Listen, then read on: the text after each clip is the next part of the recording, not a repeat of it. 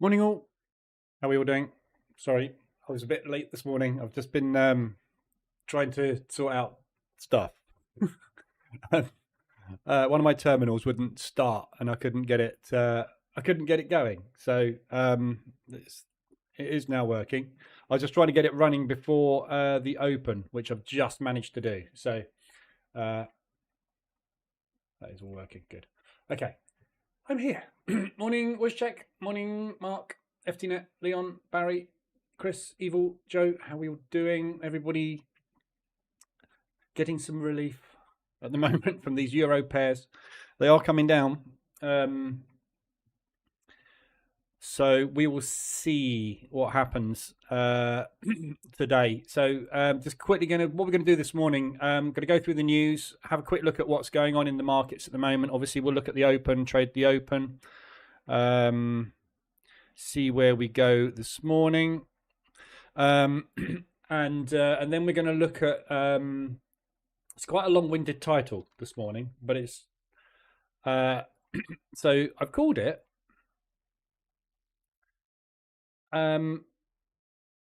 switching to volatility breakouts in volatile times, which is kind of a long-winded way of saying trading stuff that moves. So we're going to look at portfolio, which is basically what I've been doing for the last 2 weeks while this hideous squeeze has been on, looking at just trading low time frames and explosive moves, basically. So trading stuff that sets up to move very, very simply, but trading a portfolio approach. So looking at instruments you can trade which are not correlated, which will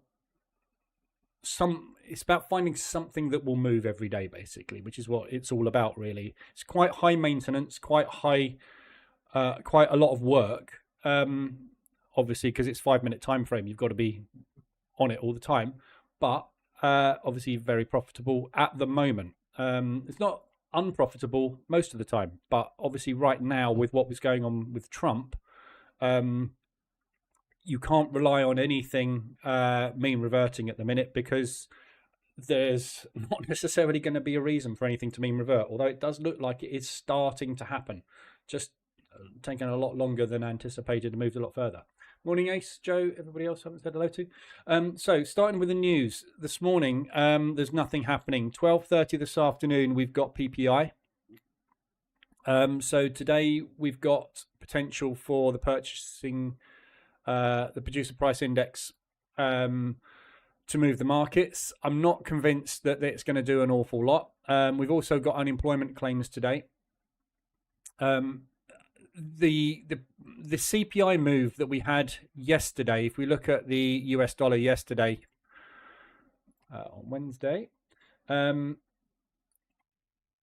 we got a spike off of it, but really not an awful lot of movement. So that's kind of the move that we got given, and it's sort of 50 points, 50 pips, which is roughly half an ADR on the pound US dollar. So this is, in normal times, this move that we had yesterday. So PPI, CPI, and interest rates are very important drivers for directional bias.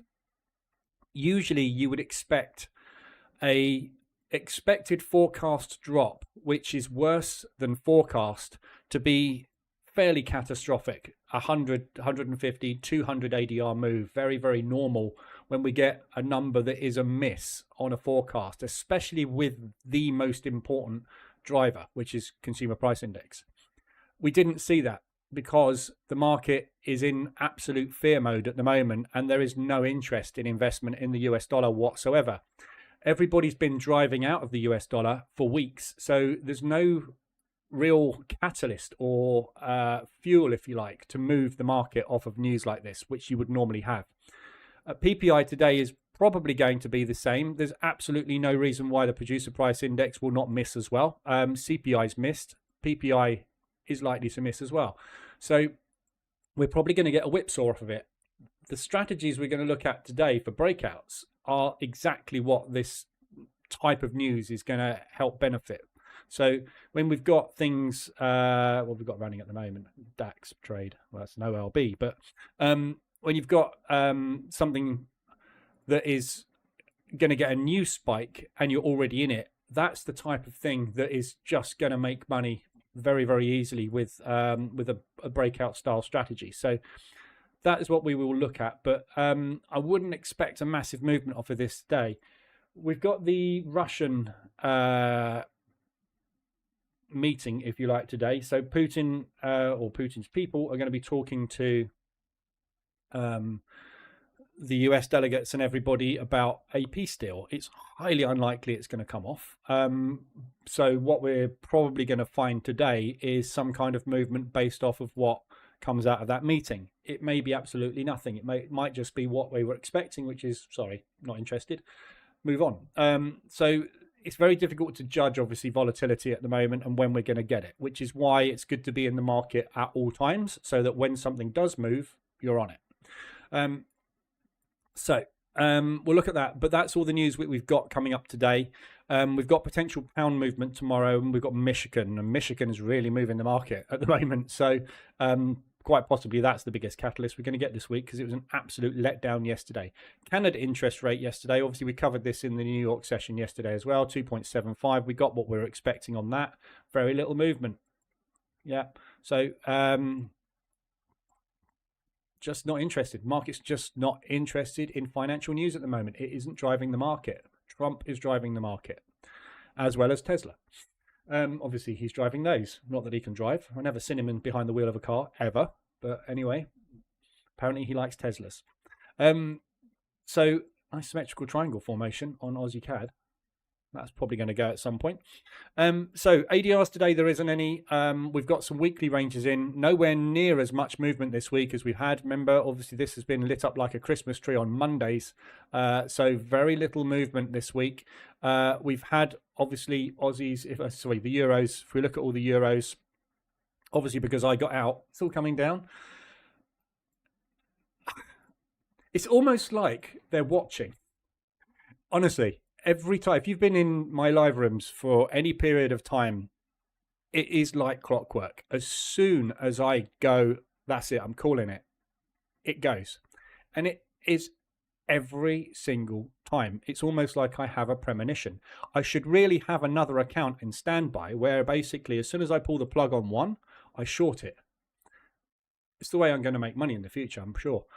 But anyway. So the reversal's gone in, the retest of propulsion has gone in. We've got a lovely secondary propulsion gap yesterday, which hopefully will get retested today and drive down. We have no catalysts from Europe, though, to drive it today. So we'll see what happens. But Euro odd, Euro CAD, reversal alert's gone in, again, exited. Euro Swiss, starting to come down. We've just blown through that propulsion gap as well this morning. Big rejection and big buy out of that propulsion move, second buy. Get them run over. If they break that low today, we're coming down and we're testing this area balance. Euro pound coming down nicely. That's in profit, and I'm leaving it in profit to try and recoup some losses. So I'm hoping we get another down day on the euro today. If we can get through this, it's a little bit difficult to call this range, but ADR today is this low and this low. And then it's clear air, basically, down to the start of the move, which is this propulsion gap here. So if we can get down and test ADR today, that would be a good point to do some profit take, partial profit take, whatever you want to do. So if they break this level today, we've got nowhere to go but here. So I'm kind of trying to hold this, finding it quite hard because I've got profit on it, but I'm trying to hold it. We got this little test in propulsion here to watch, which should easily get tested today. But that's the key level I'm looking at, which is where we sold into, bought, then we came back, retested and bought aggressively. It's ADR. So good opportunity for downside profits today on that one. Euro New Zealand, that started to tick over quite nicely. It is pushing back up again today. Again, that is on the cards. We have had nothing change, have we, on the tariffs, really? So this could be the start of a new leg up. And if it is, it's going to be unpretty. I've got quite a lot of size on, as you can see at the moment, up at this high, because if this is going, it's going now. And I want to milk that. Yeah. So it's highly aggressive tactic, basically, to try and recover losses. It's not sane trading by any shape or the form, but it is you know, a loss recovery strategy. So morning outro. Going to call it that the Lee indicator. Yeah, I've been, so many people have contacted me in the past. Somebody messaged me on Discord as well. It might have been one of you guys, actually.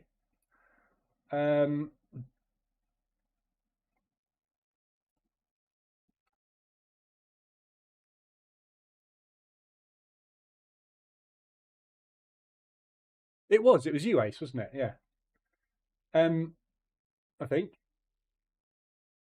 God, that's a long conversation. People contact me all the time about, I want to get in when you are in, or when the EA is in X number of trades. So with position trading, basically, when you get into 4, 5, 6 trades, people want to go, now I want to get in. Yeah. And it's completely logical.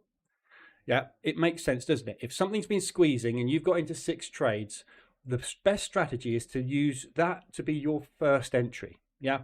Which is a logical way of thinking when you can see something is squeezed. Obviously, I wish I wasn't. It's the kind of, I wish I wasn't in here and this is where I want to get in. So what I'm going to do is I'm going to make my strategy work only there.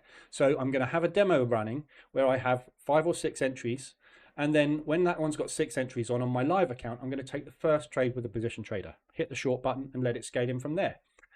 The problem with that is, and it is a good strategy, don't get me wrong, it would work extremely well in this squeeze. The problem is this squeeze is going to happen 3-4 times a year. So what you're going to miss is every single other position trade, of which 90% of position trades consist of 3 to 4 trades in a position. You miss all of that.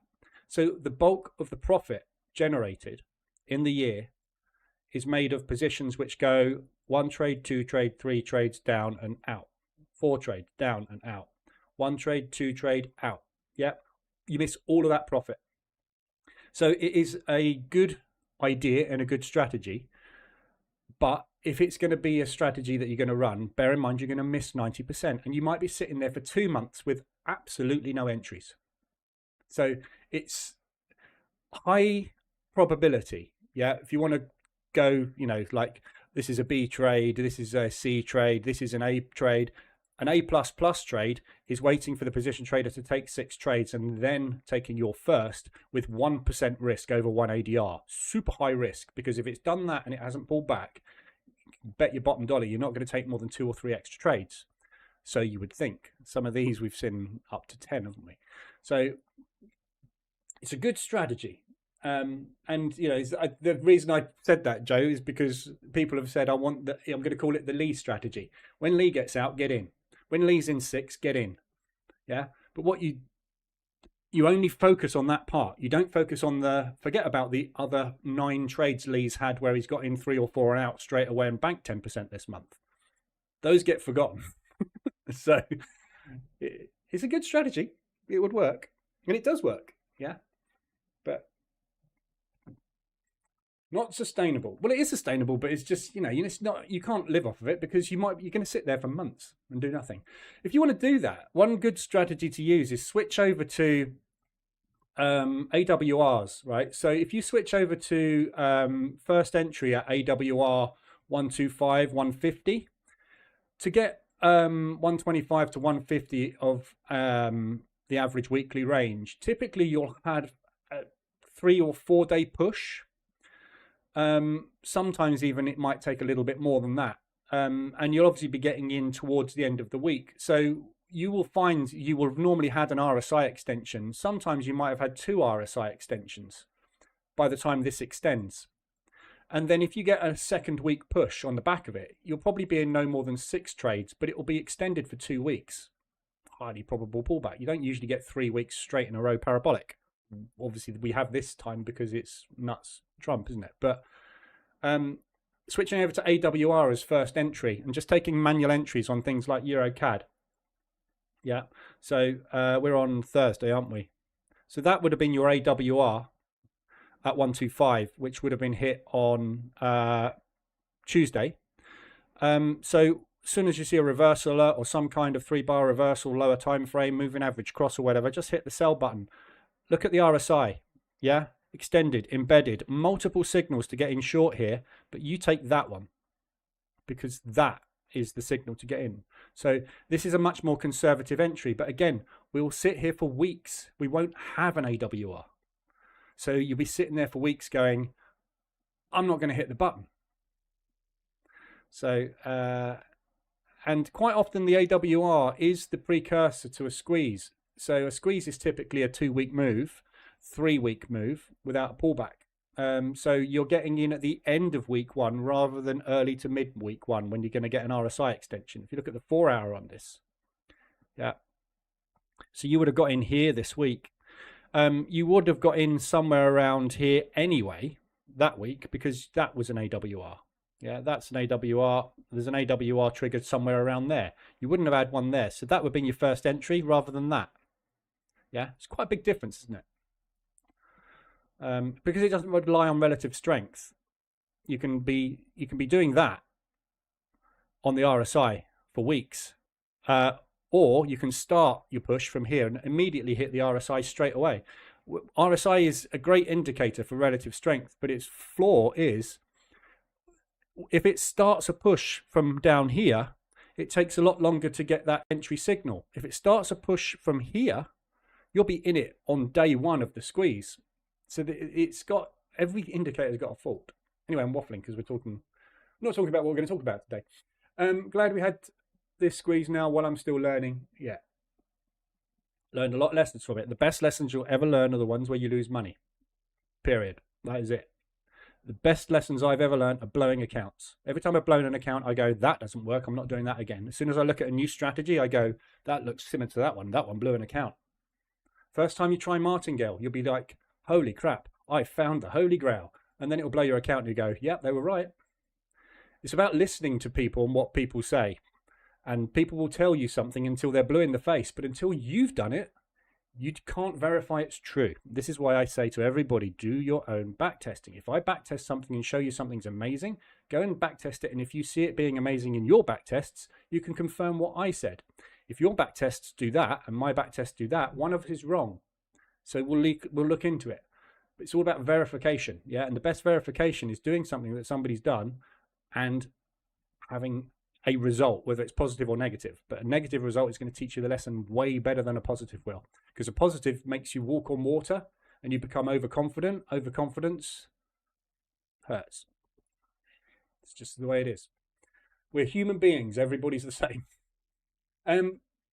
You just need to know when a squeeze is going to happen. It's as easy as that. Yep, looking at the crystal ball. This is the trouble with squeezes. Yep. Every strategy has a Achilles heel. Yep. So in backtesting, I have never found a strategy that doesn't have a fault. Even ORB, everything I do has a fault. And that fault is what generates losses. You cannot eliminate the losses. You can minimize the losses. So when you're strategy developing, which we've covered loads in these member streams, it's all about finding the Achilles heel and trying to iron out as much of it as you possibly can, but without curve fitting and over optimizing. So it's about trying to get rid of those big dips. So let me just quickly check. Yeah, I've got a back test running, which I just quickly need to update the results for.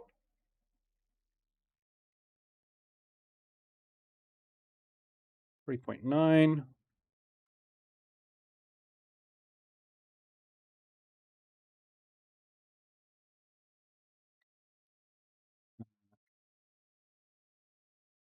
Sorry, bear with me 1 sec.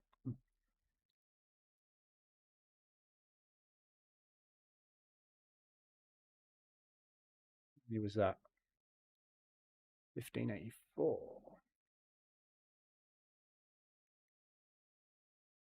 Yeah. Gold isn't very good. I'm just testing ORB on gold. Just doing final testing on ORB V2. Yeah, it's not great.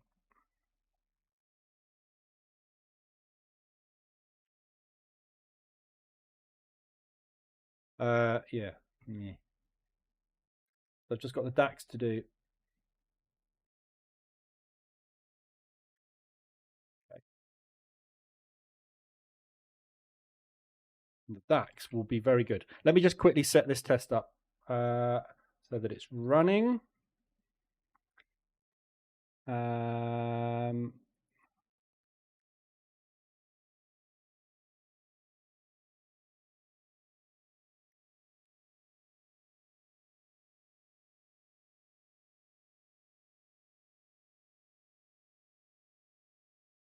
Uh, 15, 10.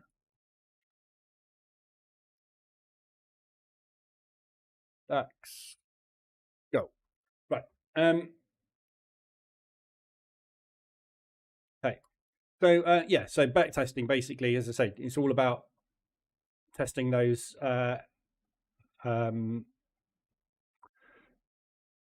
results to make sure they conform to basically what you're expecting at the end of the day.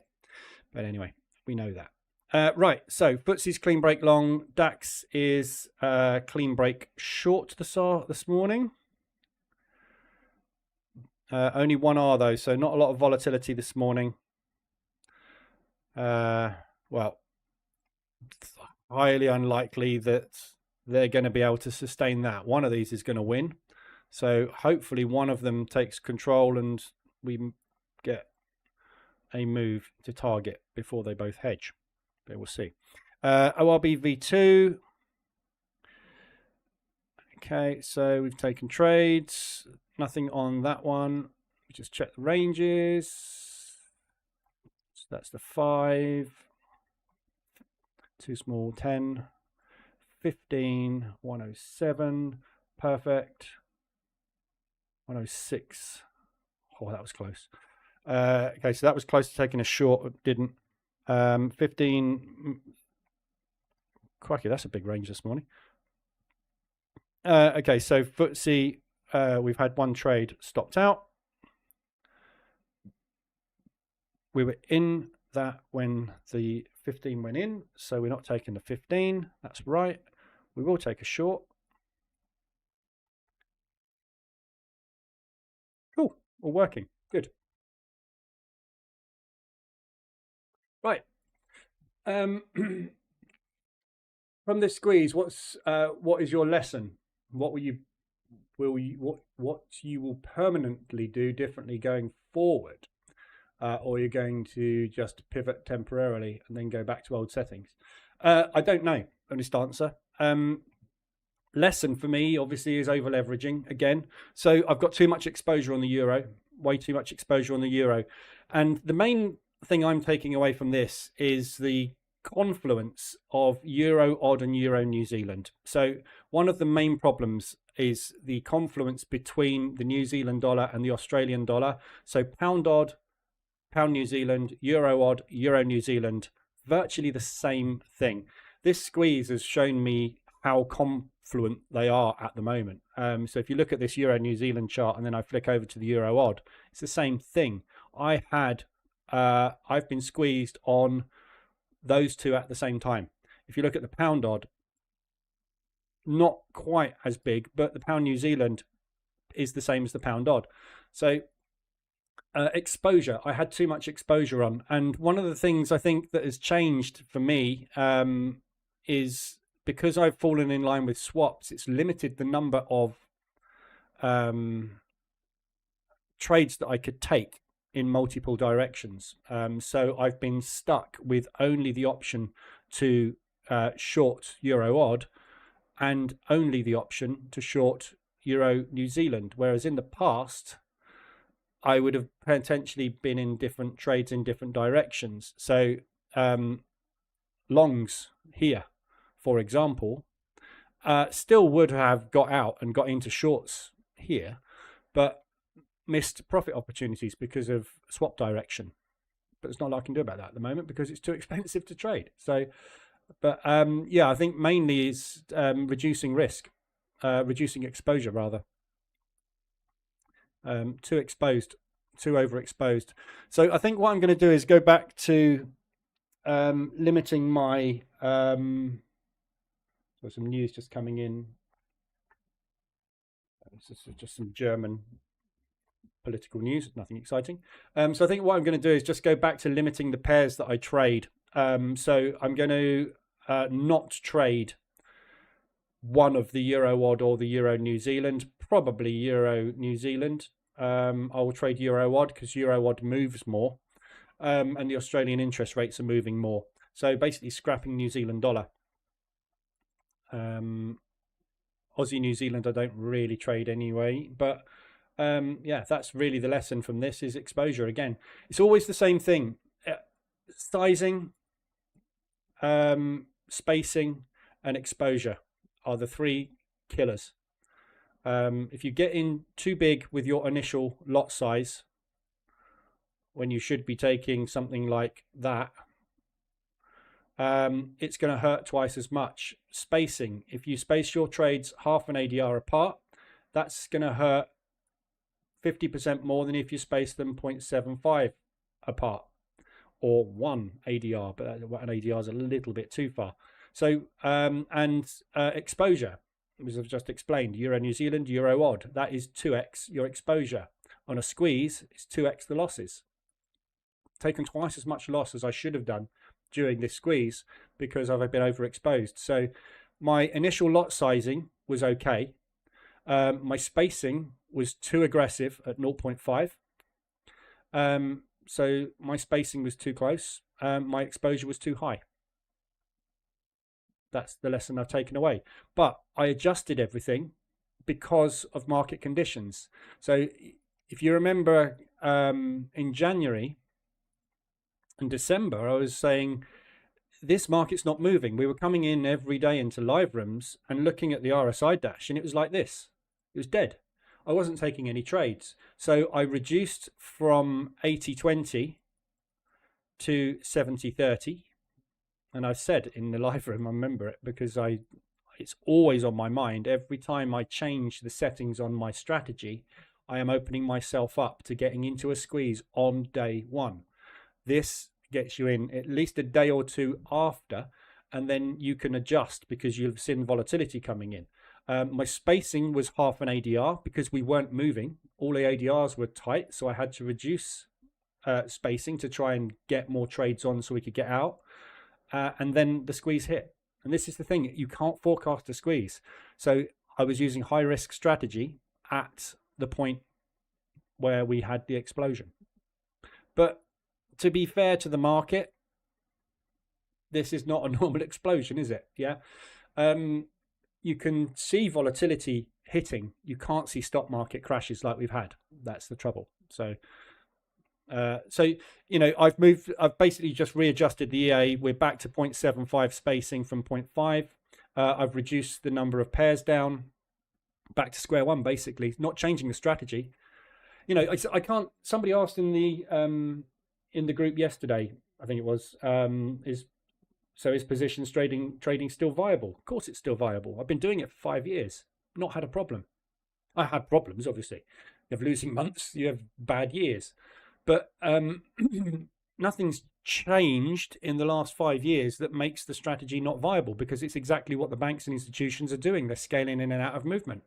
That's all we're doing, is we're scaling in and out of movement as they're scaling in and out of movement. We just can't time the movement. So it's surviving the move.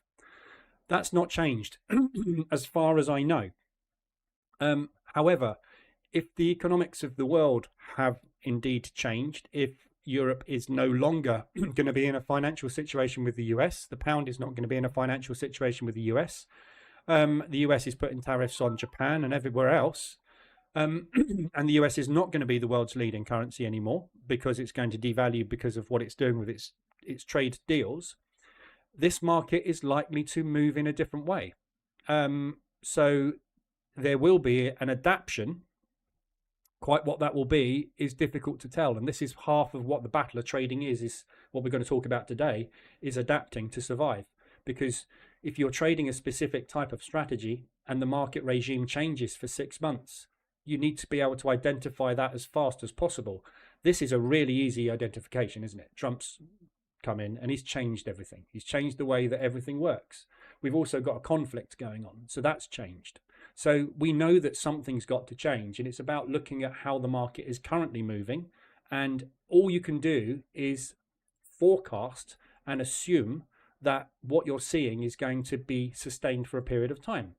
If all of a sudden a new strategy that you've adapted stops working, you have to look at, has the market changed since we started employing this strategy? Oh, now it's gone back to this. Can we adapt again? Or is this not the way to go and we need to go back to what we were doing before?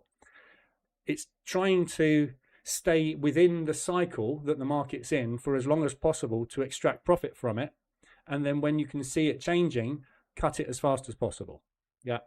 So that isn't a skill that you can teach, learn. It's something that you just see over years adapting. You adapt without thinking you're adapting, and all of a sudden you'll look back and you'll go, I remember when I used to do that. The reason I did that was because that was that at the time. And when I look back at it, it's done it 3 times since then. Wonder if I could do that every time that happens, and that becomes a strategy. Trend pullback is a prime example. S&P 500 trend pullback strategy works really well in a bull market, doesn't work well in a bear market. Until you've sat through a couple of bear markets, you don't really understand how it's affected and why it doesn't work. When you've been through a couple of bear markets, like I said to the person this morning that was saying, have you got that set file for the trend pullback? Yeah, but be aware, we may be moving into another 12-month bear market. Look at what the back test was, the last 12-month bear market. That is what you should expect, not what you got in all the bull markets we've had for the other 8-9 years. Yeah. So you only know that through either back testing over long periods of time and seeing these cycles playing out, or by living through them, basically. And I'm lucky enough to have lived and traded through a Trump presidency before. I know what to expect. Well, I thought I did. This is Trump 2.0 ramped up, isn't it? So you've got to adapt. So in certain times, you'll see me change from position trading, and suddenly I'll go into a mode where I'll be scalping a lot on stream, because I have to scalp a lot on stream because I'm making little income from position trading. So I have to switch over to scalping. I'm not the best in the world, and I don't like it. But it's necessary to do when the market is in a mode where it's just finding it difficult to extract money from position trading. You can extract money in 1,000 different ways. At the end of the day, it goes up and it goes down. It is a 50-50 shot every time you trade, whether you position trade, whether you use a stop loss, whether you use an end of day exit, whatever you're using to get in and out of the market will work at some point. But it's identifying what regime the market's in. And unfortunately, the only way we can typically do that is by using indicators like ADR. So if you look at ATR,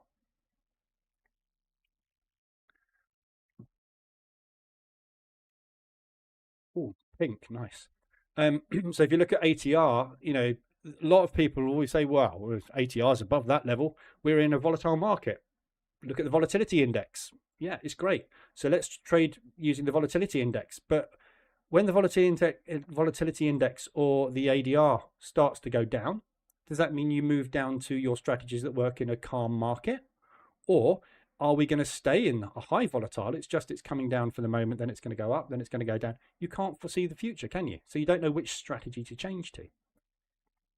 This is the point. It's impossible to adapt, because the only way to truly adapt properly is to know the future, which we can't obviously do. So, which brings me on to what we're going to talk about today, which is the breakout strategy, basically, which is basically the same as ORB, but using diversification on different instruments. So I'm just seeing what's going on with the FTSE. That's okay. I just saw that high, but we've got that high in propulsion. So my 3R target there is below yesterday's high. I just worried about that, but that's pre-market. It's not real. That's the upside resistance. So what I've been doing basically over the last couple of weeks while I've been hemorrhaging cash is making cash, obviously, in ORB. So ORB has, of the two variations that I run, SIH obviously killing it, and ORB killing it. This is ORB V2, but opening range breakout strategy is opening range breakout strategy.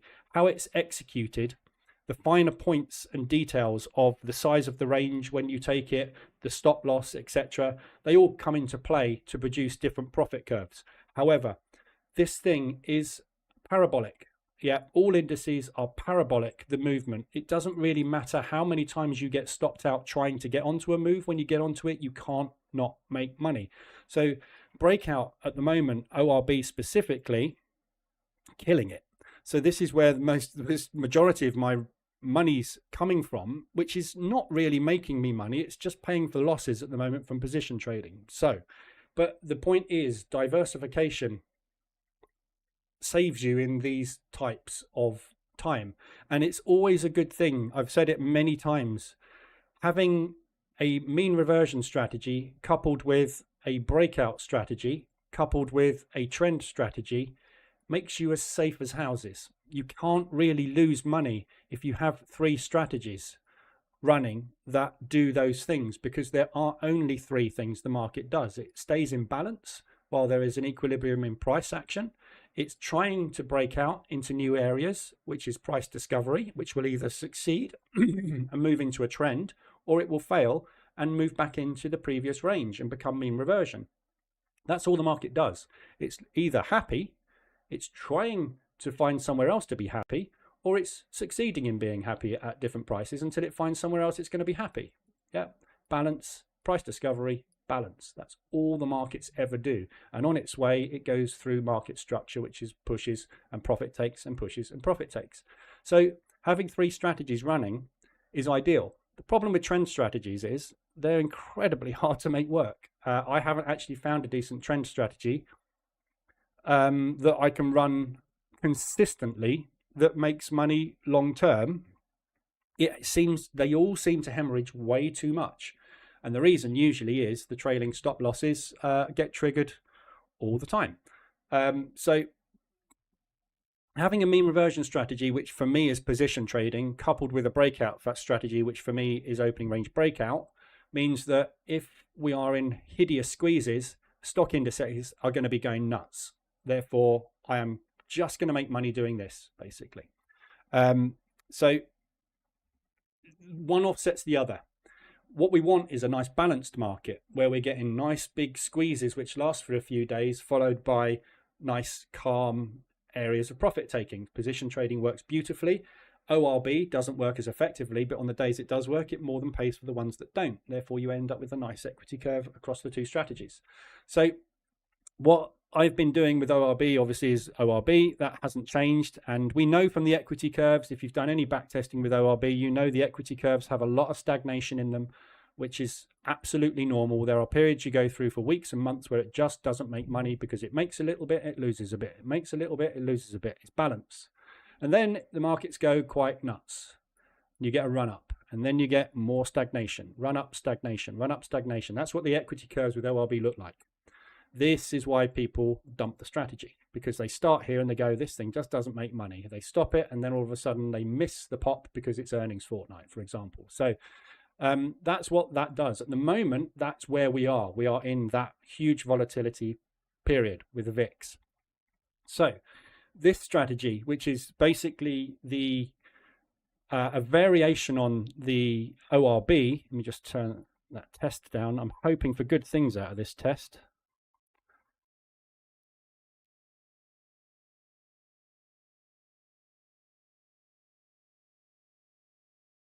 Up to 1.3.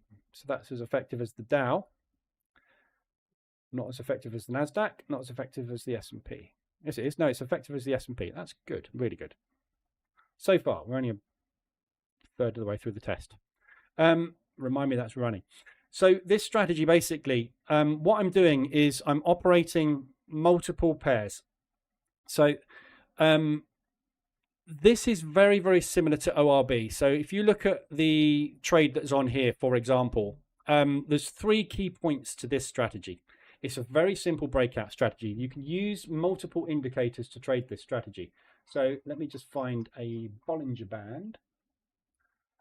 Standard deviation. Not going to use green. Right. So this is a slight variation on a Bollinger Band breakout strategy. Bollinger Bands typically are used as mean reversion strategies. So the normal play is when you're outside the bands, you revert to the mean. Yeah, that is a standard Bollinger Band strategy. It's used for mean reversion most of the time. When you get outside the bands, you mean revert it back to the moving average. So it's basically a moving average with 2 standard deviations plotted either side. That's literally all it is. It's 3 moving averages at the end of the day. So what that strategy does as a mean reversion strategy is it waits for price to have moved, and then it enters after the movement and looks for the pullback. The reason I've put a Bollinger Band on here, this strategy does not use Bollinger Band in any way, shape or form, but I'm going to show you how you can manually trade the strategy because I've got an EA running this, but I can show you how you can manually trade the strategy using Bollinger Bands to identify periods when we're going to get a breakout. So this trade that's been taken here is a bad example. It's not going to work on this one, but so it's gone short here, there, okay, and it's traded this range here. Okay, so what I am doing here is I'm looking for movement which is a minimum of 10% of the average daily range. Okay, so all this strategy does is it sits here and it waits for instruments to move 10% of ADR. Okay, so if we look at ADR, no, wrong one. ADR. I thought I had ADR on this. No. If we look at ADR, ADR on this is 514. So we're looking for a 51 pip move. So here, these 2 candles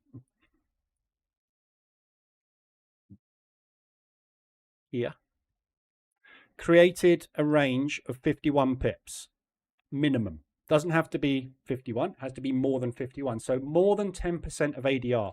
So what I'm looking for is the market to have established a movement of 10% of the average daily range, okay, which means that there is movement. We've got volume, we've got volatility entering the market. Ideally, what you would want is a move of that sort of magnitude after an accumulation. And the reason I've put the Bollinger Band on the chart is the Bollinger Band is incredibly good at showing you contraction in markets. So when the Bollinger Band gets contracted like this, you've got no movement. So expanded Bollinger Bands basically mean price is expanding. Contracted Bollinger Bands mean that price is contracting. After contraction comes an explosive move. An explosive move will usually be a breakout on volume, which creates more than 10% of average daily range. Yeah. So all I'm doing is I'm looking for the market to be expanding, and then I'm assuming it will either be a failed breakout or a successful breakout. At the moment, because of the way that this market is moving and because of the volatility we've got in the market, when these moves start, they tend to just collapse.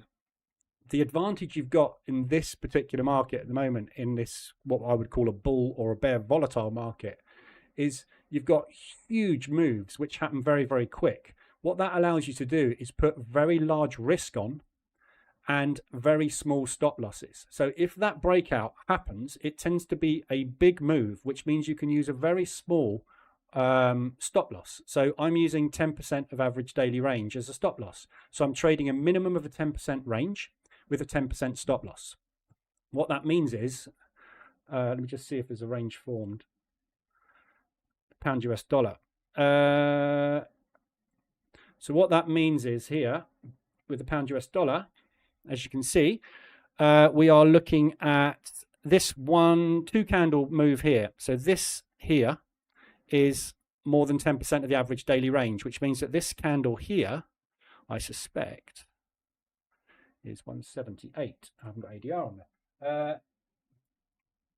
I'll summarize this in a minute. Yeah, so we're looking 94. So that range there is 208. So basically this range here, it's looked at and identified that the last 10 minutes we've got a range expansion. Yeah, accumulation, expansion. So we've got volume coming in. So what we're going to do now is we're going to either be a false breakout, which will fail, and 90% of the time it's going to test the other side and then hopefully break that way. Or we've got, it's a bit of an odd range, but we've got the expansion, which is going to be successful. So when we're pulling back inside this range, if we break out within 30 minutes of the range, I'm going long with it. And it will either be explosively moving that way or that way. One of the keys to this is timing. We don't want to be doing it during Asia. Yeah, it only triggers quarter of an hour before the normal market open, and it trades all day until it's hit its profit target or its loss target, which for me is upside varies. I've been adjusting it a little bit, but downside maximum 4K loss, which is around about 10% of the account. Upside somewhere usually between 2.5K, but you know, depends how the day's going. If I'm sitting there, and this is the key for me, if I'm sitting there looking at this and I see this sitting up at something like 3%, I will make sure that the EA is not going to automatically close these out, because I'm looking for runners. If we've got 6% banked yesterday, for example, and I'm sitting 3% up at the moment, stop losses are miles away, I'm going for these parabolic 150 ADR moves, and I'm getting them. There's one day I had a 14K win there, yeah, on Monday. I just let the thing run, and it ran all day. It was Monday, it just went nuts. And I just let it go. It was on the DAX, just went 14 grand. Done that, but I haven't done anything but literally set a range and say, right, when we break out of it, let's go to break even and let it go. And this is the type of money that you can make in these types of markets. Normal markets, it won't go parabolic. It will go like that. It'll still get to where it was going, but the price action at the moment is not doing the pullbacks. The pullbacks are going to stop you out. At the moment, you're just not getting stopped out on stuff. So it's very, very simple. We're looking, let's look at that pound one again, because it's setting up beautifully. So what I'm doing is, if a range hasn't triggered within 30 minutes, it cancels off. So I want this price action that I've seen here to not be a new spike, not be something that has been caused by one single order in the market by a large institution, and then nothing happened. If nothing happens for 30 minutes, we reset and we start again and we look for a new range to form. So let's just quickly whiz through what I've got running. So I've got DAX short on at the moment. That's a normal ORB. I've got one running on the Dow as well at the moment, because we have had a range expansion on the Dow there, which was at the same time as the open for Europe. And, you know, in the Globex session, yeah, on the US markets at the moment, we're getting some fairly decent movement in Globex. So it's worth trading those at the moment. There's one running S&P long. There we go. So this is, again, trying to take advantage of the European open on the stock indices. But I'm trading the pound US dollar, euro US dollar, gold. There's a long break on gold. US dollar yen, because I need a yen pair in there in case there's yen price action, safe haven runs. Aussie dollar Swiss, same reason, safe haven runs. New Zealand dollar CAD, oil related commodity CAD, and that's it. So I've got, from a portfolio perspective, you can see some of them here, but I'm running the pound against the US dollar, the euro against the US dollar, gold commodity, US dollar yen, Japanese yen. You could use any yen pair. I'm using US dollar yen at the moment because obviously US movement. New Zealand dollar CAD to trade a CAD pair, which is commodity related. Aussie dollar Swiss to trade the safe haven, Swiss. And I'm trading it against an Australasian pair, basically Aussie or New Zealand against the Swiss, because you're not going to get much movement on the Australasian pairs during the European session. The European session is where the safe haven runs are typically going to start. So those as a portfolio, yeah. I haven't got the support resistance propulsion on all of them, so you can't see them. But I'll just stick the support resistance propulsion on just so that you can see. Actually, I'll tell you what I'll do. Let me save that as a template. I can quickly add it on, can't I?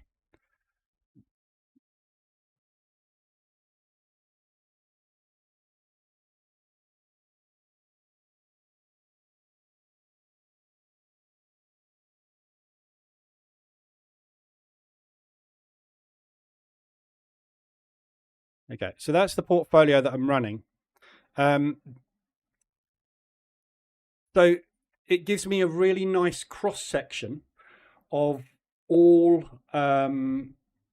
markets. So when you're in these sorts of times where Trump is announcing tariffs on specific things, you're going to get either US dollar strength or weakness, which means if you've got lots of US dollar pairs running, you're going to get lots of movement. And the whole premise of this is if the US dollar explodes, I want to be on it. So by running multiple US pairs, if you've had some contraction and expansion, you are going to have pending orders sitting somewhere around those expansions so that when the US dollar goes, you will go with it one way or the other. If it whipsaws before it goes, at least you're going to get stopped out on one and then grab the second. It's the same principle as ORB. The problem is we cannot time these moves at the moment. So what we're trying to do is be in when the moves are going to start, which means taking lots of trades and waiting for that price action to go. Sometimes the price action just makes money anyway. When I've had days where I've not had any movement and we've just basically hit $2,000 because the market's moving, because it's what it does, isn't it? It moves. So I've got the US dollar covered multiple times, partly there as well.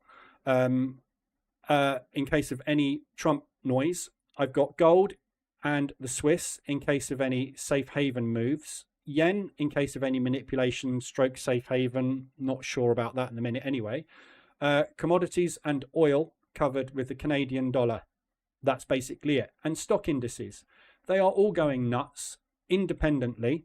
So DAX obviously is trading pretty much ORB anyway, not trading the FTSE. And I've got all US indices moving because I'm identifying the Globex session is actually really moving at the minute. So it's just basically, if we can get a Globex run on, we're going to make money on those as well, driven by the European market. So that's all it's doing. So you can use any range you want to. So it's literally just, I'm using 10% of ADR because I want to be aggressive at the moment. If you want to be more conservative, use maybe a 20% of ADR move, which happens in the period of, half an hour or so, 5-minute chart. So we're just looking for the market to have moved half at 20% or 10% of ADR. So think ORB, but portfolio driven, yeah? And just get to a point in P&L where you're happy and then stop. And that's going to depend on the size of your account. But the key to this is aggressive. So one of the things that I'm doing is using a loss recovery mechanism in here as well, which is basically each trade that is taken, if it is successful, we just reset and we wait for a new range to start if we are within our profit targets that we want to be in. And obviously that depends on how everything's going. But so yeah, if a trade works out, it just resets. If a trade is unsuccessful, the lot size is increasing incrementally on all pairs. Yeah. So what I'm doing is looking at if a loss goes in, like we've had a loss down here on the NASDAQ. There's one trade down here on the NAS which has failed this morning. Probably see it easier here. There you go. Yeah. So we've had a loss on the NAS there. We've had a loss on the euro, and we've had a loss on the US dollar yen so far this morning, creating that. We've got exactly the same running. So right now I can just go reset. We haven't lost anything. We haven't won anything. Market hasn't really done anything this morning.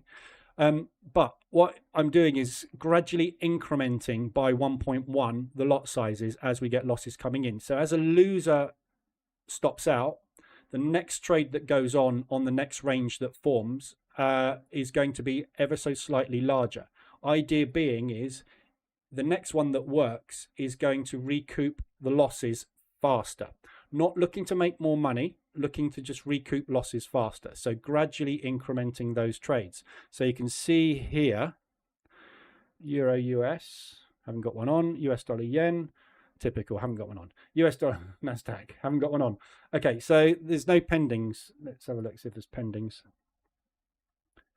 Euro US, okay, 2.8, there we go. So Euro US dollar was a 2.34 lot last trade. The pending order currently waiting to go in is 2.8, which is an ever so slight increment in size. So I'm not looking for a huge lot size or winner, if you like. I'm just looking to try and recoup that 276 a little bit faster, which means I can watch this when it trades and monitor the last trades taken in the portfolio dash and monitor the total so far and say, okay, let's say, for example, this one gets up to 400. I'll take that 400 and get rid of most of that. That will reset the next trade on that back to normal sizing, so reducing risk. So it's just a case of sitting, waiting for things to move. When they move, if they go, use that to offset against losses that have happened. But every single trade uses a stop loss. Okay, so there's nothing running here of any high risk whatsoever. Every single trade is using a 10% ADR stop. Basically, we break to the downside here. If we pull back inside and it's a failed breakout back into balance, it didn't work. So we get out and we wait for the move to start. If the move doesn't start today, you might have quite a few stop outs. And as you'll see from the P&L,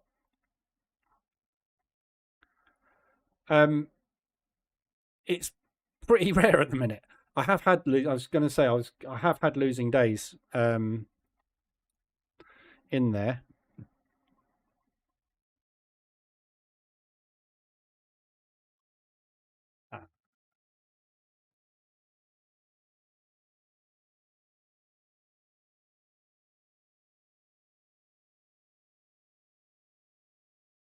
There we go.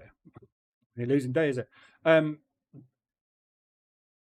That day didn't really make anything, but you know, this is the last week basically. That's all I've really got in there, isn't it, at the moment? And it's just, you know, kind of printing money at the moment, but it is using high risk. So all these, all the risk that's going on these is basically at $250, which is, you know, fairly high risk for the account size, but it's got to be low enough that I can multiply it gradually as we go through accumulation, which is what we're not finding at the minute. So that's basically the strategy. And there's, you know, I'm not saying a specific way to do this strategy because there isn't one. It's a contraction strategy. So whether you want to use, I'm using movement, I'm using momentum. So you could use, I'm just going to give you a few examples of what you can use, again, for manual trading. Where did I put the ADR and the Bollinger Band? Oh, I used the template, didn't I? So it's gone now. Okay, let me just put...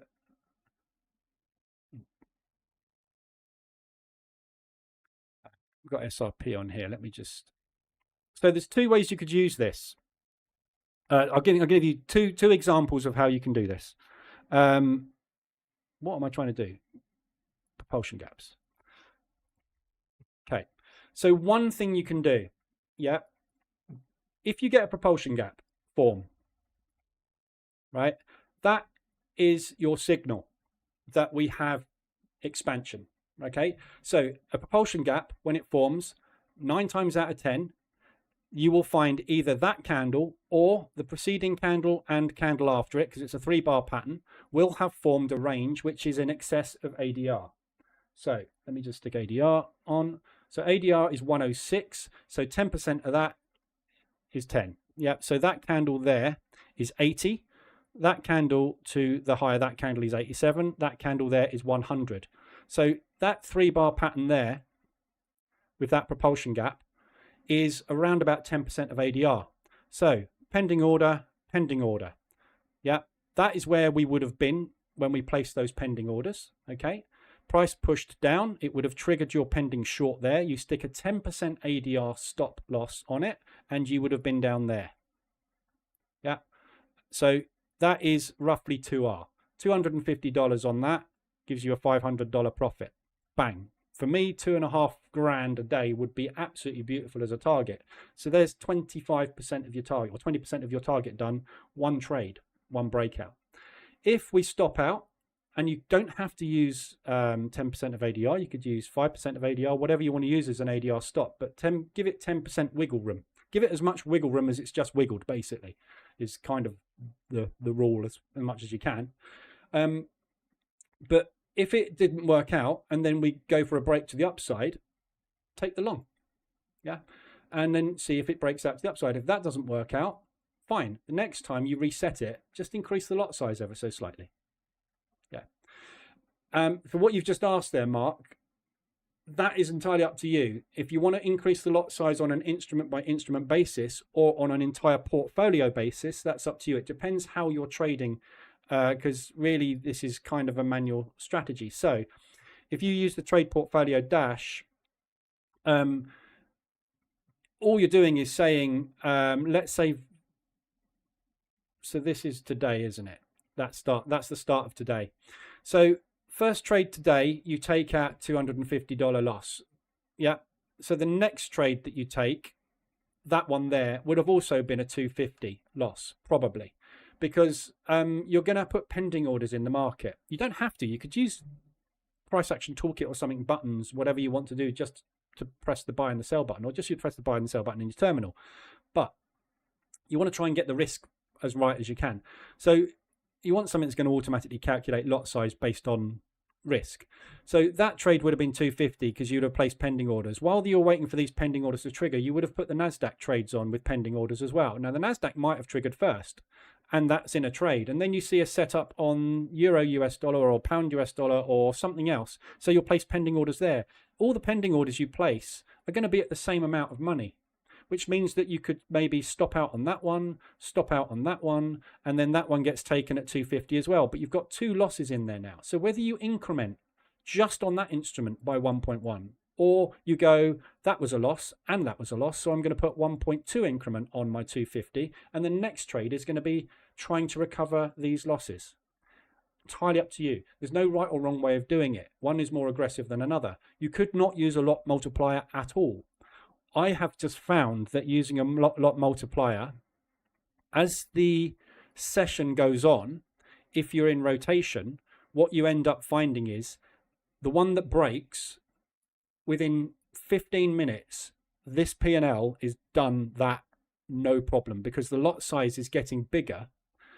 The distance in stop loss is never changing. It's always 10% of ADR. So when I get that one on that works out and the lot size is 5 times larger than we initially started with, one 5-minute candle, you're done. That 14 grand win on the DAX, it went parabolic, pulled back, parabolic. By the time I'd looked at the thing, it was sitting in 6K of profit, 3 times my target, or double my target for the day. But the reason being is because we'd incremented the lot size on the DAX by the time we got to that trade by 3 or 4 times the original risk. So it's actually risking about 500 odd on the trade, or it's probably a little bit more than that actually. But you know, a 3R move, a third of an ADR movement to the upside, absolute fortune. Yeah. The reason I let it run was because that was the day that I just found out that the Zone Trader account had gone. And I was like, shit, I just lost 12.5 grand. Made that back in one trade. Not in one trade. That wasn't one trade. That was multiple trades in there. But, you know, it helped. But this is an aggressive scalping strategy. And it is going to, in a consolidated market, probably fail. I'm trying to build a model for an EA to try and model it, because you can't really model a portfolio approach very easily. But that's literally all it's doing. So as you can see, it's sitting there at the moment, not really doing an awful lot. It's got quite a bit in profit. We're up on the day, but not dramatic. you know, close out that DAX. And it's a case of looking at each individual trade and seeing where they are. You know, you can adjust your stops yourself, trail them, do what you like with it. But at the end of the day, all we're doing is we're sitting around waiting for the market to contract, and then we're taking an explosive move. So as I say, there's two ways to do it that I have found will work very easily. The Bollinger Band contraction, that is when you basically wait for a move outside of those Bollinger Bands, and then you will straddle that move. Yep. And then you take the break whichever way it's going to go, because what's going to happen in the future is the Bollinger Bands are going to expand. So you want to get on that when it happens, or wait for the propulsion move. Yeah, this indicates that we've just had the propulsion move. Yeah, so you can use that as your signal. But the important thing is you want to make sure that the market is going, it's moving. So you want this move to be at least 10% of the average daily range. You know, if you want to be safer, a bit more, because we're getting ADR 150 moves very easily, and we're getting there quick. So if something's moved 20% of its average daily range, you've still got 80% of the move potentially there to happen, plus some if we go beyond ADR. And we're going beyond ADR all the time at the moment, aren't we? So it's just getting on and riding those. And what you will tend to find as well with this type of strategy at the moment, as I say, it's not, I can't say whether it would carry on going, but it would be lovely if it did, is you're going to see that they will all go at the same time. So for example, I've got a pound US dollar short that's just triggered there. Euro US dollar is doing nothing. Gold, I am long, so I'm hedged there, because I've got a short against the US dollar there, and I've got a long against the US dollar there. Nothing's actually doing what I'm trying to demonstrate at the moment, but what you tend to find a lot of the time is they will all go at the same time. So suddenly the pound US dollar will take off, gold will take off, the US dollar yen will take off. What you will see is suddenly this thing sitting at $2,000. And that's when you hit those buttons. Just go through and shut it, get it done, get it in the bank, and then stop. Yeah. Some of these days are done within, let's have a quick look at yesterday's trades. Some of these trades are done within literally hours. So the last trade taken yesterday was 1:15. And the first trade taken was 9:50. So 10, 11, 12. So 9:50, 10:50, 11:50, 12:50. So 3 hours, 15 minutes. That's it. Done.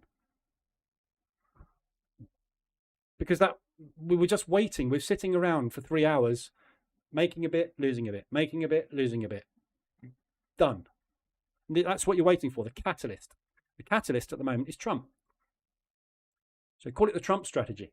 It's basically what it is. But it's not going to work when Trump's sitting there on his arse doing nothing, is it? Because the market's going to sit on its arse doing nothing, because there's no reason for anybody to do anything until Trump does something. And that's the way it's working. News is going to trigger trades. So again, on Jolts, there was a nice, I think that was probably it, wasn't it, actually? If you look at the timings yesterday. 1:15.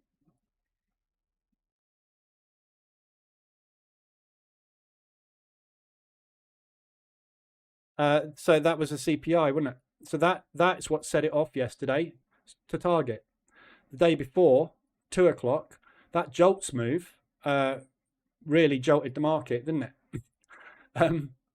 That's the catalyst. So you're waiting for a catalyst, but you've got to be, the key to this is you've got to be in the market already, or have pending orders there, straddled around some expansion that's just happened, as whatever happens, because we are finding catalysts are just driving it off. So you've got to be sitting there ready for these things to happen.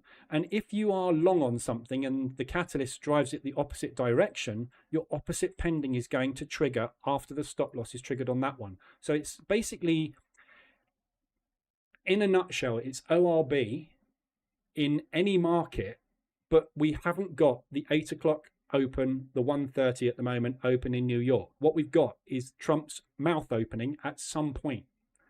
So we need to be sitting there constantly waiting for Trump's opening bell. This is basically what the strategy is. So it's I think you'll find you could probably do this, a similar thing in news events. So when you've got a news day like yesterday, you want to be setting this running at somewhere from sort of 12 o'clock, maybe 11:30 onwards, ready to get into some positions ahead of this. And if we've got volatility ahead of the news, because people are exiting positions or entering positions in preparation, you're going to make your money before the news event even happens. Yeah. CAD. Yeah, the CAD movement would be mainly on the CAD, but everything else is going to move at the same time. Stock indices, obviously, at the minute. You want to be in all stock indices all the time, because the stock indices have not got an opening bell anymore. They have, obviously, but they go anytime they like, don't they? But it's a short term, the caveat is it's a short term thing. It isn't going to work all the time, because you're just not going to get this momentum all the time. So a little bit, it's basically a breakout strategy. It's like the Asian range breakout.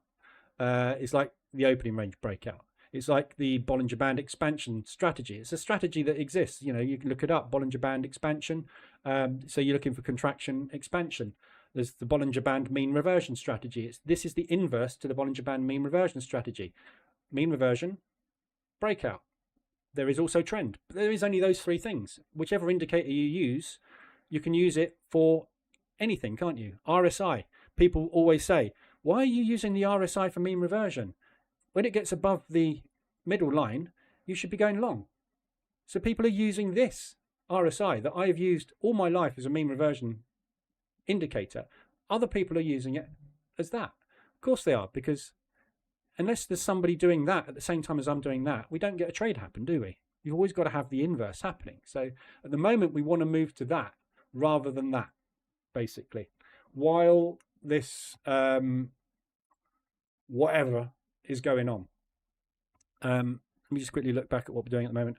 DAX looks like it's going to hedge today. FTSE target hit. TP1 is done.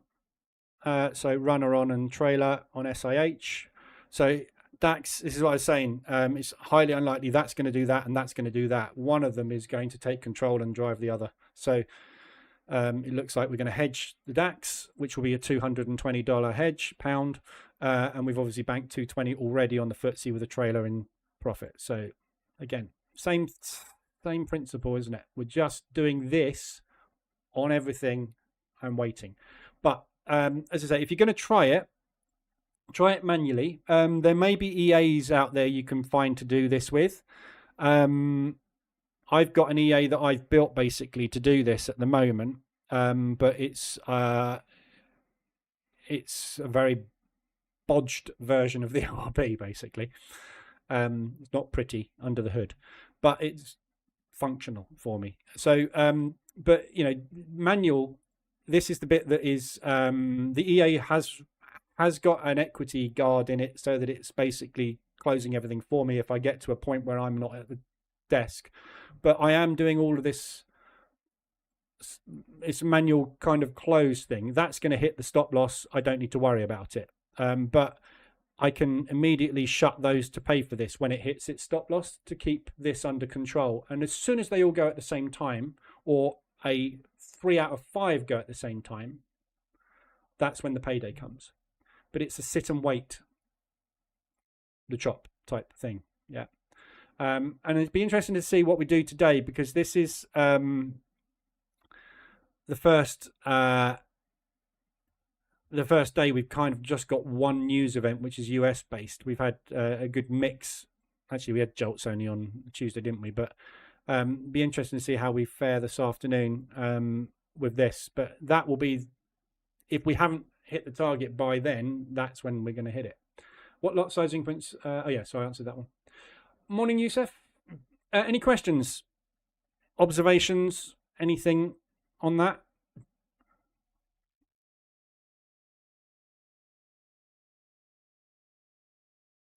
Daily target hit, trading disabled.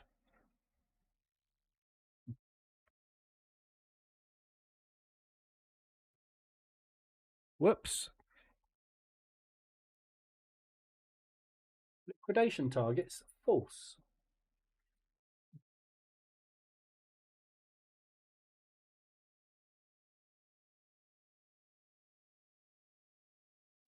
Why is that doing that?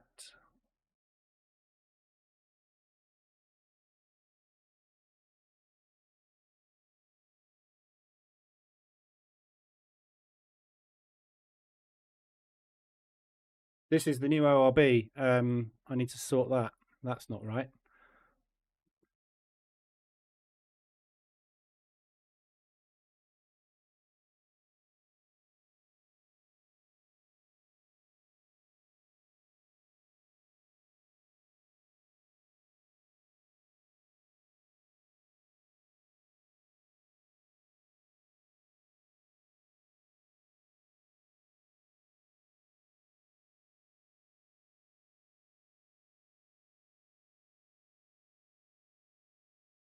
I wonder if that's to do with timings.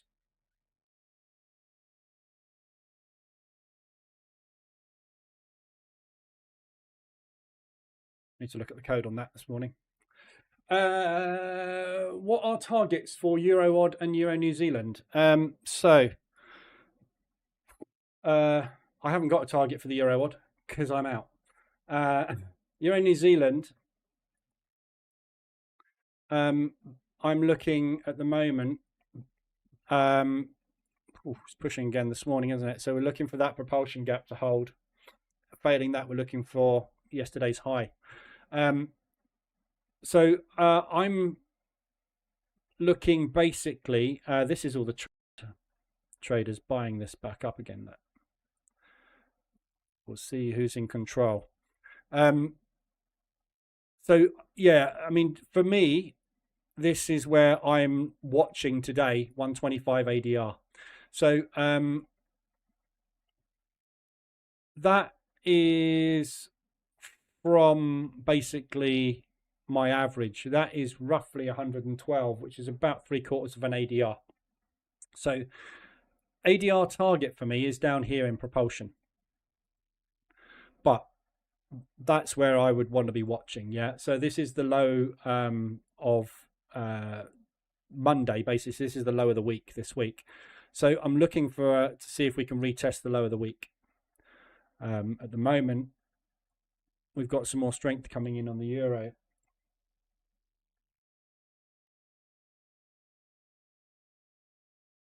Russian Foreign Ministry will be ready to discuss initiatives of the US and Ukraine, blah, blah, blah. German economy expected to stagnate in 2025, unchanged on previous forecast. So there's no German economy expected to grow by 1.5% in 2026. That's irrelevant. That's a year away. Trump could change his mind on something and change that this afternoon, couldn't he? So yeah, I don't know why this is rallying again. It is rallying again. This is New Zealand and Aussie weakness coming in this morning more than anything. Yeah, so this is Aussie weakness and New Zealand weakness. Look, that's why these are pumping at the minute. So it's not to do with the euro. So yeah, that's the target on Euro Odd for me would be down at 125. And Euro New Zealand, you're going to find it's pretty much the same thing because the price action is virtually the same. Look, same pair, overexposed. Did you not say that you had a hardcore in the back end yesterday? Did you not say that you had a hard code in the back end yesterday? I don't know, did I? I had a hard code in the back end yesterday. Not quite sure. It seems the daily target is set to 150. Yeah, but it's also set to false. So liquidation target is set to 150, but it is set to false.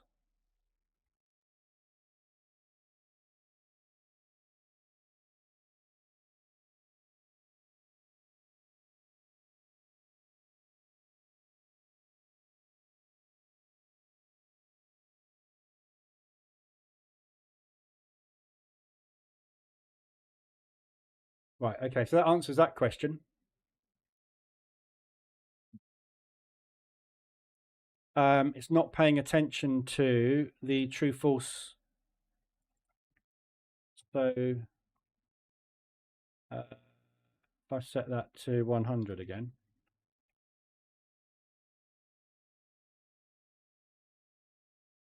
Yeah, okay, so it's not, I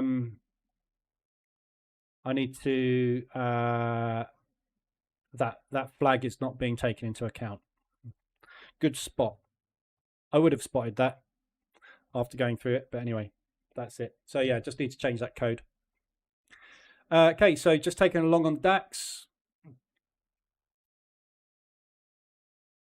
That is the 30-minute initial balance today. So long on the initial balance, long on the FTSE anyway. So the DAX will be hedged. There we go. So we're hedged on the DAX, and the FTSE is off to TP2, which is in that propulsion gap.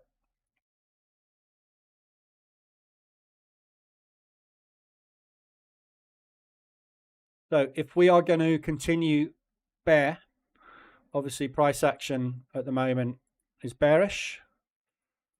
We've just broken out that double top, so this is a bullish reversal.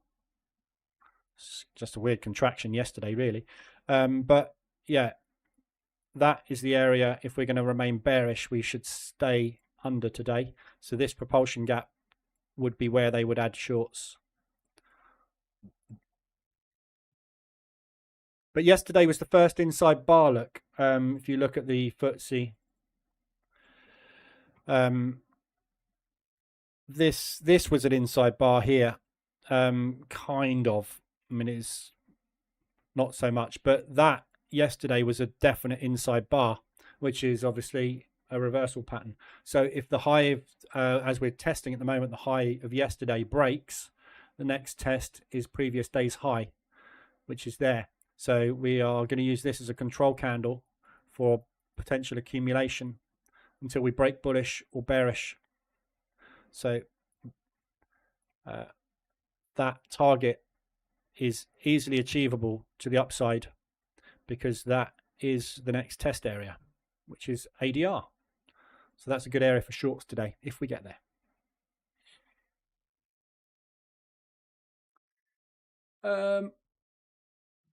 Hope this is not a pullback and continuation Euro New Zealand. Yeah, could be.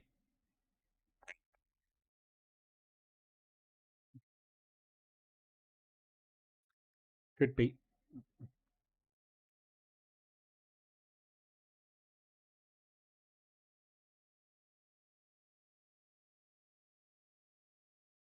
So again, you're looking ADR to hold today. We'll create a lower low and a lower high. So that's the market structure. Rather that.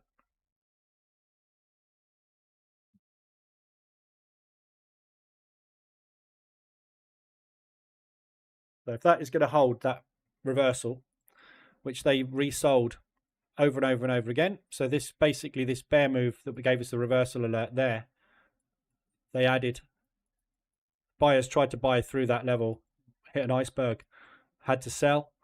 Everybody that was long flipped short and added.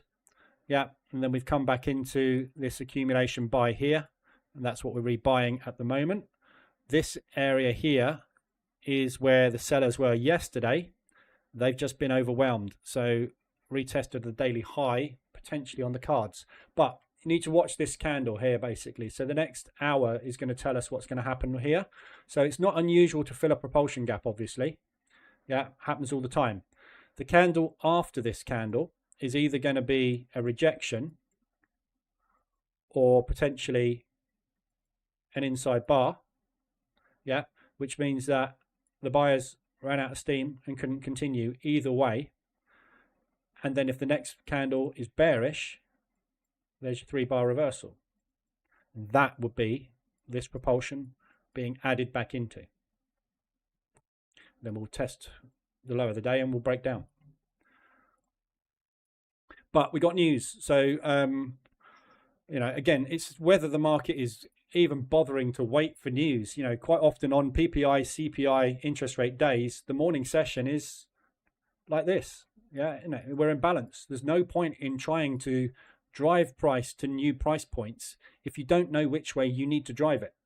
So we wait for the news to tell us whether we are bullish or bearish. The market at the moment doesn't seem to care, does it? There's no point to go where the hell it likes, because Trump is changing his mind and changing everything literally multiple times a day, as we've seen with these tariffs. In the morning, it's one thing. In the afternoon, not anymore. Nuts. If true is false, yep, could be true is false on that. I don't know. I'll check the input. It's either ignoring it or I've got the switch flipped. Yeah, one or the other.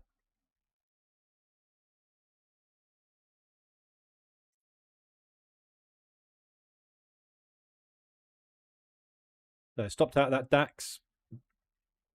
Flip long. Nice profit on gold. So we're up 817 now. So down on the day at the minute. It's interesting to watch this strategy, because it really shows you how risk reward works when there is a strategy that works in risk reward. So obviously this thing just basically waits for any kind of expansion and assumes it's the start of a breakout. That's literally the strategy. It's like, holy crap, market's moving. Let's go with it, because that's what the market's doing at the minute, isn't it? So it's interesting to see how all of a sudden what happens is this just screams straight up to a target. These two scream straight to a target. These will all turn green at the same time. And it's almost like there's a wave that hits the market and it just goes, whoosh, and that's it. You're done. You're literally done. Either that, or it's just like cut, cut, cut, cut. It's like death by 1,000 cuts before the wave hits. And the wave just basically completely wipes all that out. But it's not a fun thing to watch. As I say, I've been watching this over on this monitor for the last week, constantly just pressing buttons, just hitting the buttons every time there's money there. And I've actually been watching my drawdown in the other accounts. And basically, as soon as my drawdown goes up in the other accounts, as soon as I see that, I'm taking that money and basically laying one off against the other. It's the only thing to do at the minute, because this is just not reliable in any shape or form at the minute. But I had an exit on this morning. I decided not to take it. I had multiple exits in profit here, and I could have done drawdown control, but I might regret that. My choice, but we'll see. Right, any other questions on anything? Or are we all done? There's a bit of rejection going in on the FTSE. Pre-market highs on the DAX getting resold. This is yesterday's high, look, getting rejected on the FTSE. I'm just, what do I need to lock in? I've got 230, so that locks in 160. Okay, so I'm just going to lock in £160 under that propulsion move. So I'm just looking for that to test and add.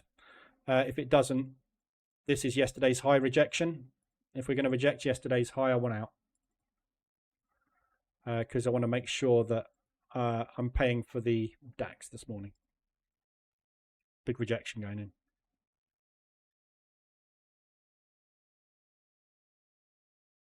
Triple top, look. So it's a double top rejection out of that sell.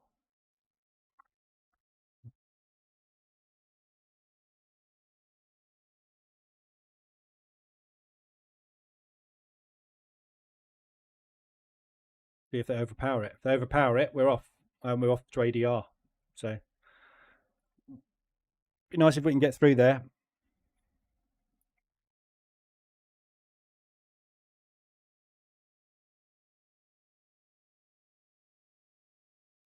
Right. So today's plan for me, anyway, is this is final testing on ORBV2. Obviously, I found a bug, which we'll fix.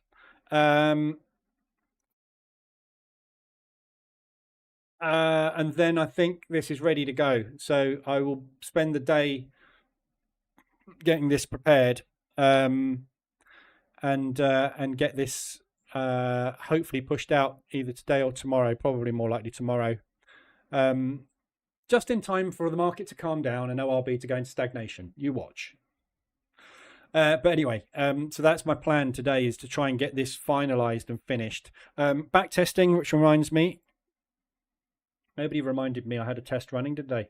That was the DAX. And we've got 1584. 4.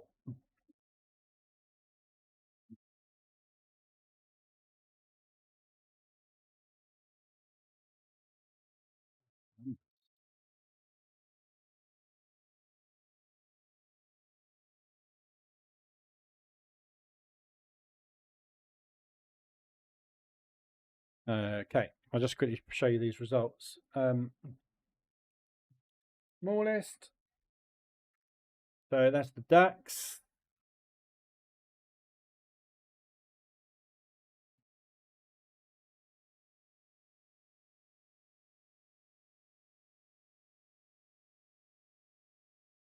Nice.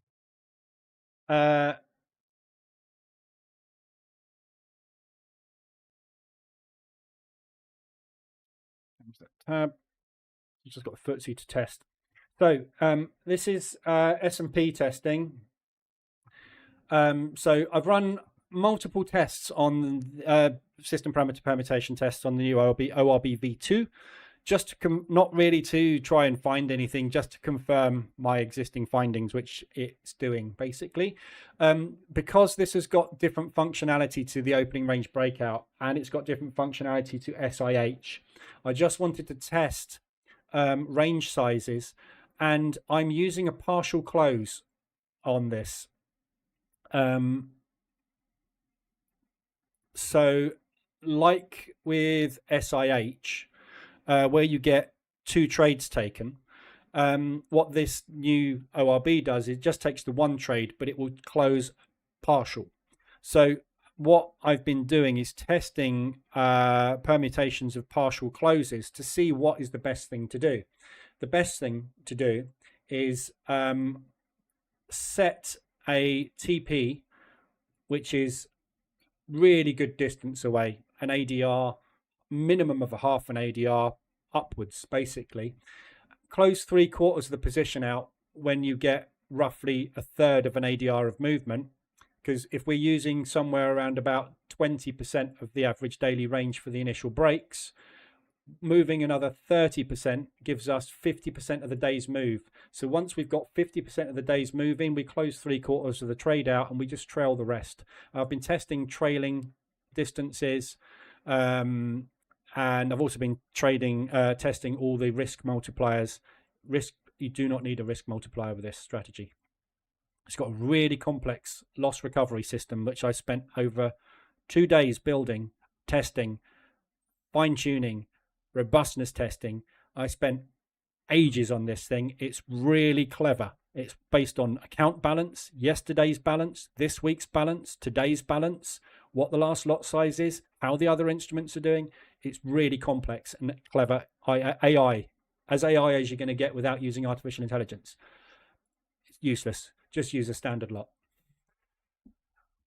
But I can confirm that now is the case. So I've been doing all this testing. S&P, we got return on drawdowns of 4 down to 0.32. So 1,600 tests, no losses. This is another test I did, which is on permutations of these permutations, all profitable again, just to confirm sort of what I do is sort of like wide step testing, and then if there's something I want to delve into more, I do narrow step testing on specific points. So in this case, I was narrow step testing trailing drawdowns. Again, all fine. NASDAQ, I'm going to do some more testing on this because I don't trust the figures. The return on drawdown on the NASDAQ is 12.81 at the high point. There are some losses on the NASDAQ. So out of 1,600 tests, there were about 200 tests that created a loss. And if you look at those tests, it's the ones that use massive risk multiplication, so lot multiplication. It's not needed. So the ones that not blew the accounts, but made losses were where they were exponentially trying to chase losses, basically.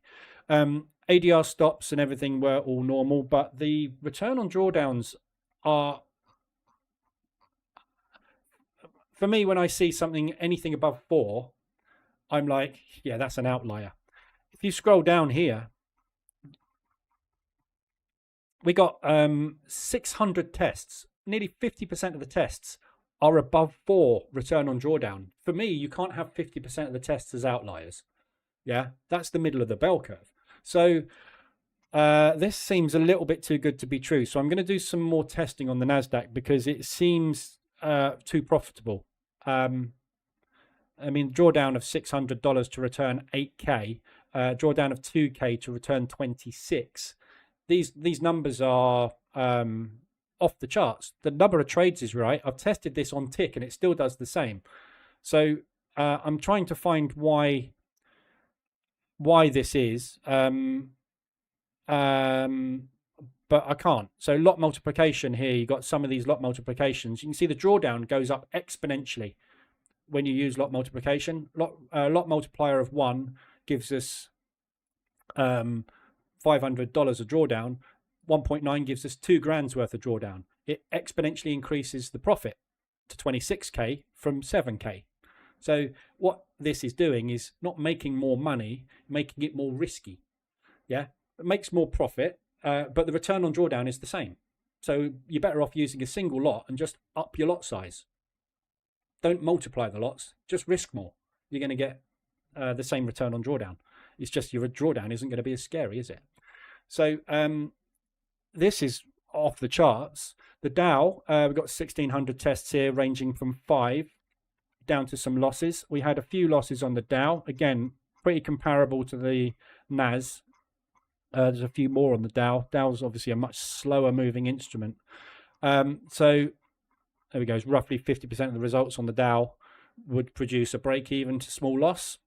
But the main inputs that I've used, or the ones I've chosen personally that I use on the S&P and the NASDAQ, work on the Dow as well and are profitable. Gold I've just tested, not as profitable as you'd expect, because gold doesn't have an open. It does move at the open with futures, but so I tested it to see if it's worth adding into the portfolio. It's incredibly high drawdown. So return on drawdowns are like 1s and 2s. Not really interested. The DAX, which is the test we just finished, 6.4 return on drawdown. There are some losses on the DAX as well. How many we got? Not many. So we got roughly 400 out of 1,600 losses on the DAX. So again, those will be outliers outside the bell curve. So not worried. 60% of the results fall within the bell curve. So the profitability is highly likely to be reproduced. More drawdown on the DAX, but fairly good return on drawdown as well. So 6s, 4s, 3s, all good. So kind of all this is doing really is confirming my original findings on ORB. Yes, it works. The strategy works. The 5, 10, 15 works. Adding the 30 in doesn't hurt, and it does give you extra profit on the day. It works better on the DAX, the NASDAQ, and the S&P than it does on the Dow. No news, nothing is new to me there. So the thing that is standing out a little bit more with this variation of strategy is the NASDAQ is almost godlike, which worries me. Whenever I see results like this, I'm immediately looking for why there's a problem somewhere. So I'm going to do some further testing on the NASDAQ. But yeah, it's killing it. So yeah, I'm happy with it. I'm happy with the way it works. I'm personally going to use a 1.1 multiplier just because I like to get a little bit more aggressive as the market is accumulating, because you know what happens after accumulations. So I'm happy to increase my lot size. slightly, instrument by instrument. So, you know, today, if we get stopped out on the DAX, tomorrow it will increase lots by 1.1 on the DAX. But the FTSE will be normal lot sizing because the FTSE's going to be a winner. We have just broken out actually of that accumulation, yesterday's high. There we go. So yesterday's high is gone. Symmetrical triangle break on the 1 minute chart.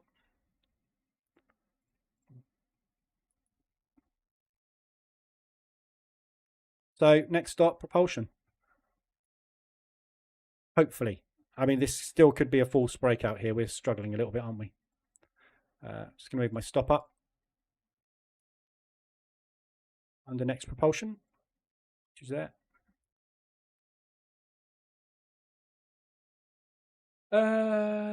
Morning, Plowman. You're late. Running single test with one of those parameters. Does the results match the permutation test? Yes. Yes. Yeah, I never got to the bottom of what that was. It was weird. I'm wondering if it was a data issue.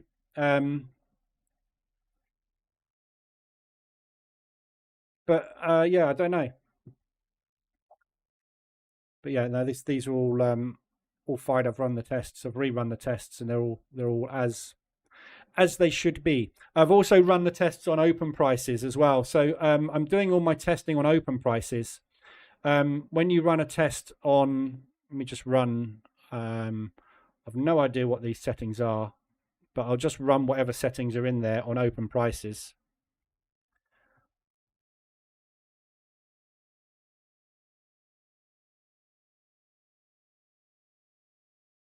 I don't know what it's set to do, so it may not make money. But the difference between open price testing and tick testing is literally nothing. The drawdown percentage differential is less than 1%. The number of trades is either one trade more or less, which is fine. The profit is within 1% of profit. So when you're looking at when this report finishes, that's taking a long time. The DAX always takes such a long time for some reason, I find. I don't know why, but the DAX is always slower. Again, maybe it's a data thing, but so this is about to finish. There you go. So that made 50% profit. So 2.5K ended up on 3.7. So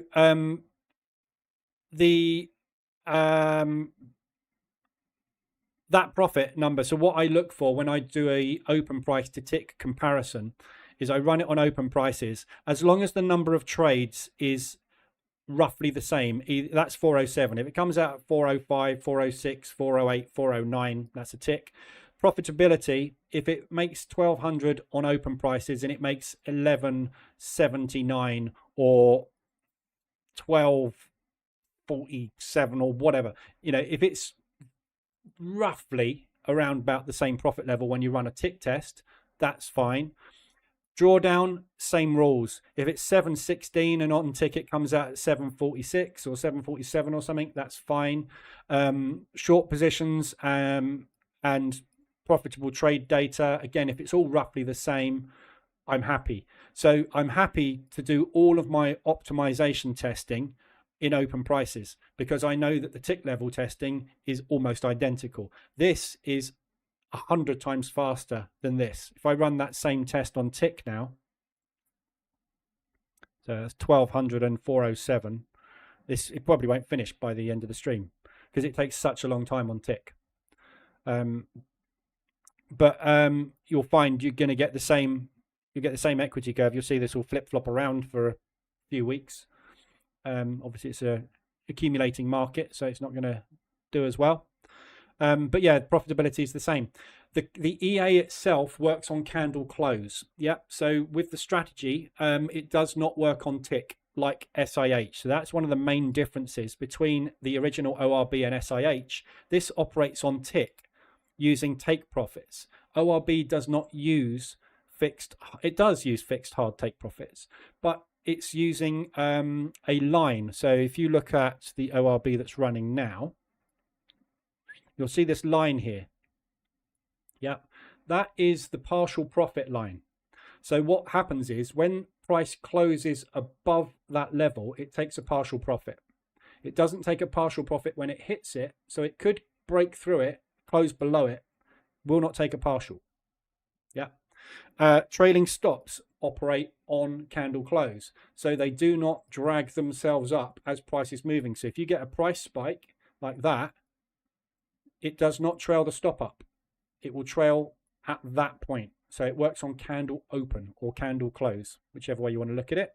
When one is opening, the other is closing. Call it what you like. It's the same thing. So the operation is slightly different, which means that when you're testing, you can test using open prices, because what happens on tick is irrelevant. Doesn't make any difference at all to the strategy. The strategy is only looking at the open of the candle. Same with because the ORB obviously is, we are waiting for the range to be completed on the 5 minute, the 10, the 15 and the 30. Therefore, there's no point in monitoring what goes on every tick. It's irrelevant. What happens after that range is in, I'm going to act on that range with my orders. Yeah, so it works on close. So it's so much faster to test. There you go. This is a tick test. It is actually not too bad on tick either. But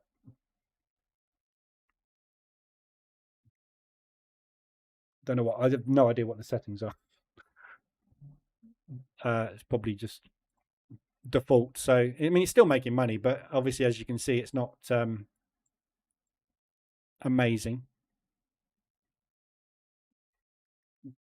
But you know, this is a volatile period. If you stick an ATR on the chart, an ADR on the chart there, you'll find ADRs going up there. If you stick the VIX on the chart, you'll find the VIX is going up there. It's a volatility strategy, isn't it? Oh, I'll tell you what this might be. Maximum lot size might not be set correctly. What lot sizes is this taking? 3s, 4s. Oh, no, that's okay, because it's set to 10. There you go. So it's finished. So 404 trades. I think we were 407 on open, and we were 1200 and something. We're 1100 and something there. So that is, it's a little bit of deviation there. And that's a little bit of deviation, but not dramatic. So it's, at the end of the day, as long as it's, I think we were 1.18 profit factor. Well, this is 1.14. Profitable, isn't it? I'm just trying to think on tick, actually, what it would do on tick.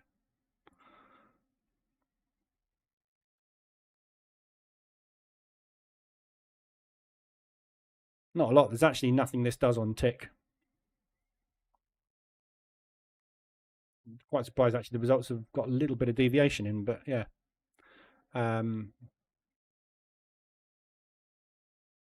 Maybe gaps might affect it. That would possibly be what would change on tick, but anyway, doesn't matter. It is what it is. There we go. We've got 2,700 in profit running. I'm going to close some of this.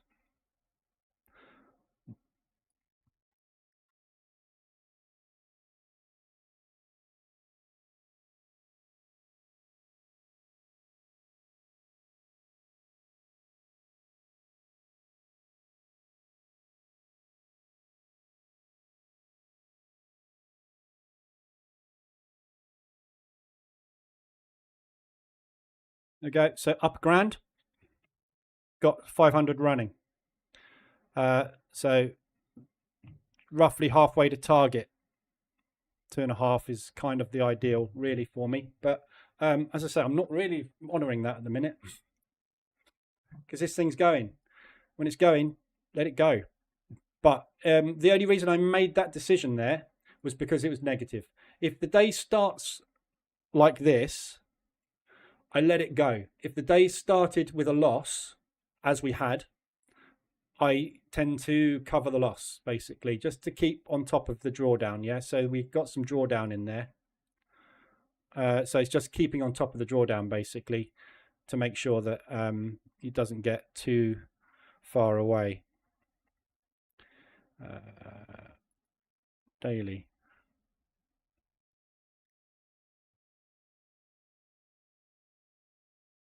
There we go. So just making sure that that is being covered. And if that happens, off we go.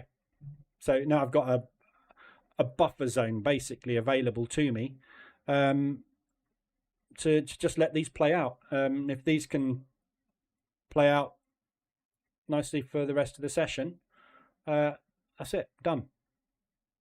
Got a pound trade which is about to trigger at some point as well.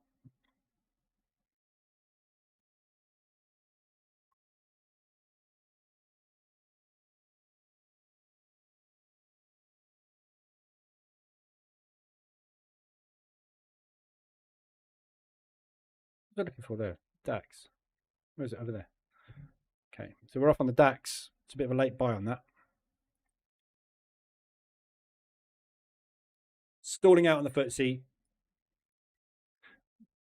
This might be getting a little bit tired up here. We'll see. Right, I'll leave it there today. Hopefully we start this pullback soon. This next candle, we're going to hopefully stick an inside bar in or some kind of pullback. I want to see this hold ideally today. Failing that, if that doesn't hold, I think we're in trouble. So I will be probably choosing to cut if we've breached yesterday's high. In fact, I'm going to stick, I won't stick some hard orders in actually because we got news, just in case we get whips off of the PPI this afternoon. But if this breaks today, I'm not really interested in assuming that this market is going to turn around because I can't see any indication at the moment of that being the case. So stocks rallying a little bit today, which is good.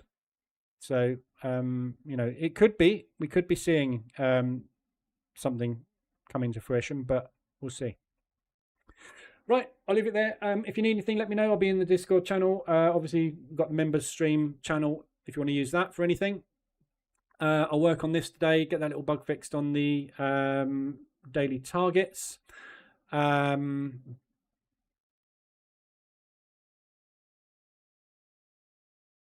is this enabled and that? I'm confused.